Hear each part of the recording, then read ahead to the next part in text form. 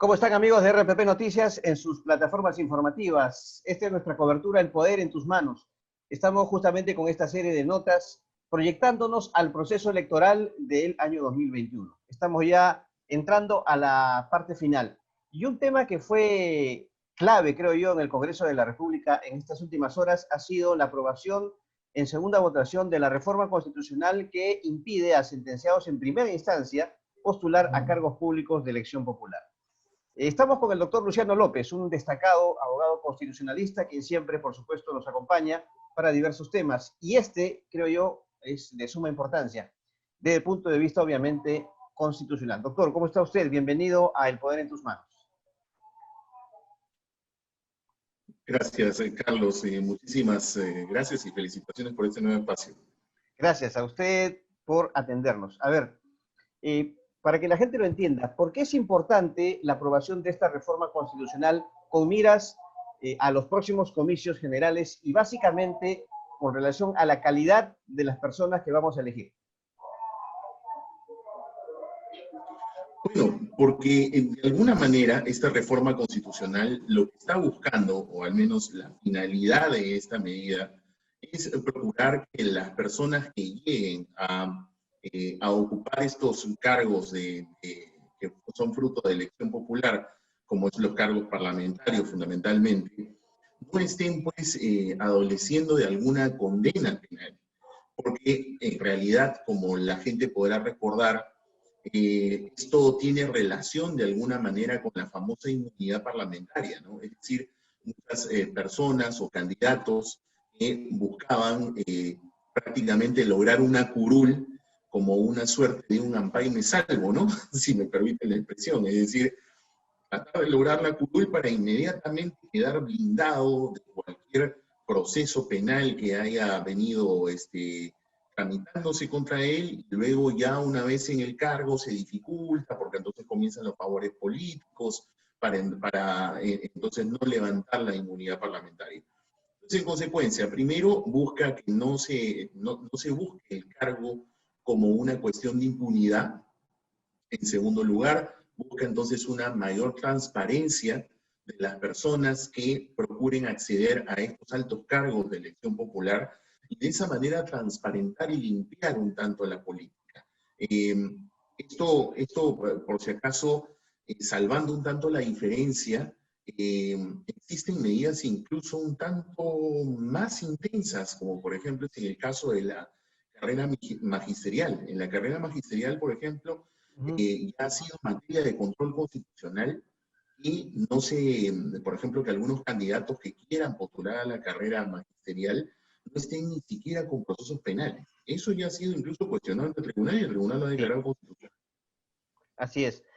Doctor, ¿y qué opina respecto a quienes han manifestado su posición a esta reforma, en el sentido de que, bueno, limita algunos derechos, el derecho a elegir y ser elegidos, y además no garantiza justamente otro derecho fundamental que es el de la legítima defensa? Ellos consideran que, bueno, está bien, puede ser sentenciada una persona en primera instancia, pero tiene la segunda, ¿no?, para apelar y poder librarse de esa responsabilidad de carácter penal. ¿Lo encuentra justificado? Para mí está justificado, en realidad, porque la Convención Interamericana de Derechos Humanos, por ejemplo, señala este pacto de San José al cual el Perú está adscrito, que para que una persona, un ciudadano latinoamericano, pueda estar privado de sus derechos políticos, se requiere de una sentencia penal. Esta sentencia penal no necesariamente tiene que estar, como se dice, con la autoridad de cosa juzgada. ¿Por qué? Porque en nuestros sistemas procesales penales, por ejemplo, las decisiones, Carlos, de primera instancia se ejecutan inmediatamente. Entonces, ¿que las personas tienen derecho a recurrir? Por supuesto que tienen derecho a recurrir. Eso no está fuera de discusión. Sin embargo, una sentencia penal tiene que ejecutarse de manera inmediata. Entonces, las personas que tienen una serie de procesos penales, que están a puertas de alguna condena penal en primera instancia, vuelvo a repetir, me da la impresión que se puede justificar constitucionalmente de cara a poder limpiar la política, a hacer de que el cargo no se vuelva un espacio de impunidad, me parece que constitucionalmente podría estar justificado, más aún, como digo, si la Corte Interamericana ya ha reproducido lo que dice la Convención, de que un ciudadano latinoamericano puede ser privado de sus derechos políticos por una sentencia que sea una condena penal. O sea, no podemos considerar a esta reforma que es algo de carácter discriminatorio, diríamos así. En mi concepto no, porque como le vuelvo a repetir, incluso aquí en el Perú, si bien es cierto, es otro tipo de carrera, no es una carrera política, es una carrera magisterial, y estaría justificado pues en la idoneidad del docente respecto al educando, y ahí ni siquiera se permite que tengan procesos penales.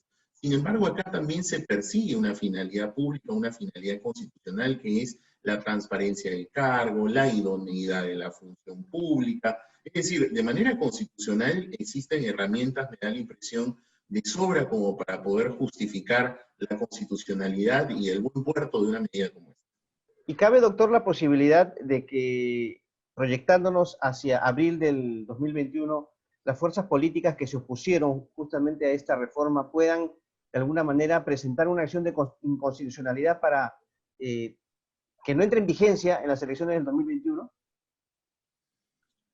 Es posible que puedan interponer una demanda de inconstitucionalidad, eso no cabe duda. Ya la jurisprudencia del Tribunal Constitucional ha dicho de que es posible interponer demandas de inconstitucionalidad contra leyes de reforma, que sería el caso. Aquí el problema ya se entrecruza con esta cuestión que algunos hemos estado diciendo, ¿no? Si es que el Congreso, pese a todo ese rol protagónico que tiene en aspectos pues, de leyes inconstitucionales, medidas totalmente populistas, de todas esas situaciones, si es que tiene entonces la autoridad moral, por decirlo de alguna manera, como para elegir magistrados del Tribunal Constitucional, porque no cabe la menor duda de que tiene competencia. Ese no es el cuestionamiento es de índole más político, y eso debería dejarlo por último para el próximo Congreso. Además que hay una discusión de fondo, ¿no? Y la discusión de fondo es que la Constitución del 93, mira, todas las cosas que nos suman, ¿no? Grietas que existen en el tema del asunto de la disolución, cuestión de confianza, inmunidad parlamentaria, lo que estamos discutiendo ahora, vacancia por incapacidad moral, este tema de si los magistrados del Tribunal Constitucional deben seguir siendo elegidos por el Congreso de la República. Hay tantas cosas que se tienen que ver ya de cara a una reforma que ya sobrepasan al rol de este Congreso y que probablemente debería ser la gran discusión de fondo del próximo Congreso. Esto creo que son argumentos políticos de peso como para comenzar al unísono a presionar al Parlamento de que no elija magistrado del Tribunal Constitucional, sino van a ser jueces sin parte. Claro, lo que pasa es que obviamente hay partidos políticos, los que se han opuesto a esto, a esta reforma, evidentemente, tienen líderes que están con problemas en la justicia, pero que a su vez quieren ser presidentes de la República, el caso de Podemos Sí, Perú, claro. la misma lideresa de Fuerza Popular, en fin.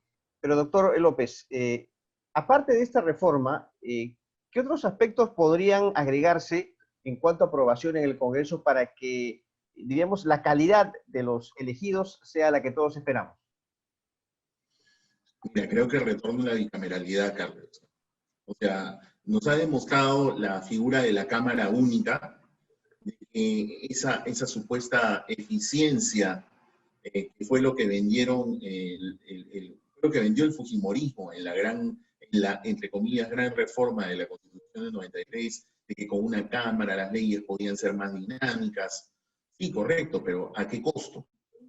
Al costo de lo que nos ha demostrado el último quinquenio, y entonces que se aprueban leyes sin mayor reflexión y que luego entonces el Tribunal Constitucional ha tenido que constitucionalizarlas, pero después, en lugar de antes de votar una ley, tener una segunda cámara que sea la reflexión, creo que un instrumento, y ahí otra vez estamos hablando siempre estamos regresando de alguna manera a discutir cuestiones estructurales, porque hablar del retorno a la bicameralidad, no cabe la menor duda, es hablar de una reforma estructural, porque para mí la manera de poderlo mejorar es con la segunda cámara, sin perjuicio de la gran reforma política pendiente que no se ha querido abordar de manera profunda, como fueron las propuestas, que fueron propuestas básicamente como para hacer una gran discusión, que fueron las emitidas por la Comisión de Alto Nivel para la Reforma Política que presidió Fernando Tuesta, ¿no? Entonces, tanto el Parlamento disuelto como este Parlamento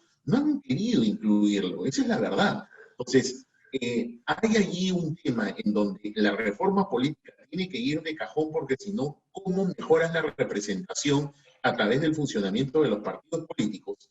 Y por otro lado, también está otra cuestión estructural que tiene que ver con el retorno a la bicameralidad. Creo que son ahí dos cuestiones que son indisolubles como para hablar de este tema. Muy bien, doctor. Le agradezco mucho por su participación en esta cobertura de El Poder en sus Manos y definitivamente, de seguro vamos a estar conversando más en extenso cuando ya la campaña llegue a su fin. Doctor, gracias nuevamente por estar con nosotros. Fuerte abrazo. Gracias. El doctor Luciano López, un destacado abogado constitucionalista, en esta cobertura del Poder en tus Manos, hablando acerca de esta reforma sobre impedimentos para postular a cargos públicos. Nos reencontramos en una próxima oportunidad.